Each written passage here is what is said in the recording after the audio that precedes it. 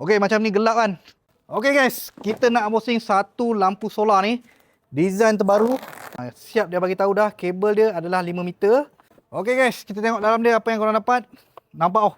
Dekat sini pun dia dah tunjuk Dia punya lampu solar ni memang besar. So brand dia adalah daripada Modi ni. IP67 waterproof. Design dia jenis menegak, melengkung ke kiri dan ke kanan. So bukaan dia memang besar. Kat sini pun ada dia punya bracket ni. Memang solid guys. Untuk dia punya charging time dia adalah 4 hingga 6 jam. Lighting time dia bila fully charge boleh pergi selama 12 jam lah. Okey, setiap pemeliharaan korang akan dapat dia punya remote dengan wall plug dan skru dia. Dia bagi satu bracket ni untuk dia punya solar panel. Okey guys, korang tengok dia punya solar panel ni. Yang ni baru puas hati guys, besar macam ni kan. Dia punya kabel ni pun jenis yang berkualiti yang tebal punya. Kita cuba on kan, bismillah. Puas hati. Memang cerah. Tak boleh tengok menggunakan mata bila terlampau cerah kita boleh adjust dia punya brightness. So yang ni paling slow.